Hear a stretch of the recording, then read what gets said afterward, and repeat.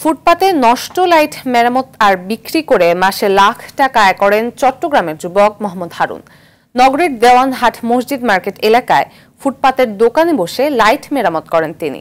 প্রতিদিন যেন দম ফেলার ফুরসত থাকে না তার। কেউ আসেন নষ্ট লাইট ঠিক করাতে, আবার কেউ সেকেন্ড হ্যান্ড লাইট কিনতে। কাজের গুণগত মানের জন্য সমাদর রয়েছে তার। চট্টগ্রাম থেকে সাইফুল মাহমুদের তথ্যচিত্রে রাসেল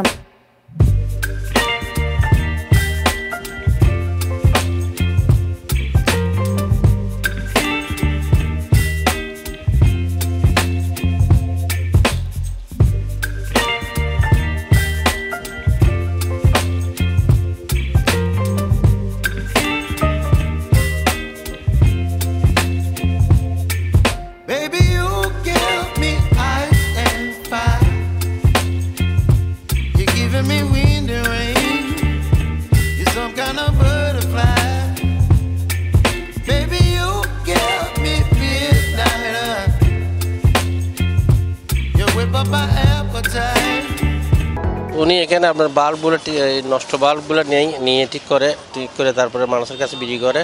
যেমন মনে করেন নতুনগুলো মনে করেন যদি 80 টাকা হয়, উনি 40, 30 বা 50 এভাবে বিক্রি করে আর কি। যখন বাল্ব পিচ হয়ে যায় তখন এখানে নিয়ে আসি আর কি।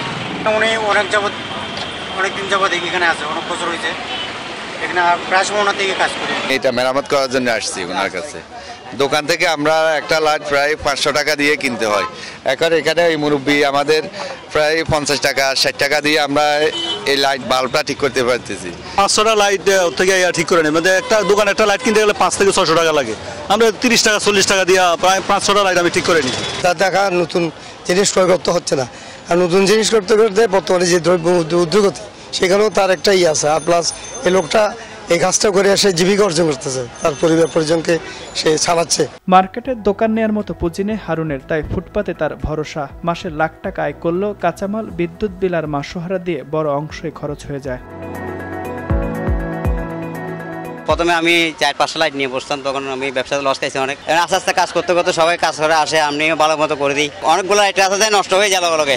এরপরও অনেকগুলো কাস্টমার নিয়ে আসে ঠিক করে দেওয়ার জন্য, ঠিক করে দিই। আবার আপনার যেগুলো গ্যারান্টি আছে ওগুলো কথাই বলতে হয় না, আর যেগুলো ফাটিয়ে ঠিক করে নিয়ে যায়, কালকে নিয়ে গেছে আজকে খারাপ হয়ে গেছে, ওটা আমি আবার সঙ্গে সঙ্গে করে দিই। আমি এই কাজ করি 5 জন চলে আমার, এই কাজ করে আমি সন্তুষ্ট। আমার আল্লাহর মতো চলতেছে। আমার একটা ছেলে 10-এ পড়ে আর একটা মেয়ে 5-এ পড়ে, আল্লাহর মতে। বেকারদের হতাশ না হয়ে উদ্যোক্তা হওয়ার পরামর্শ হারুনের। নিজের প্রাতিষ্ঠানিক শিক্ষা না থাকলেও সন্তানদের উচ্চ শিক্ষিত করতে চান তিনি।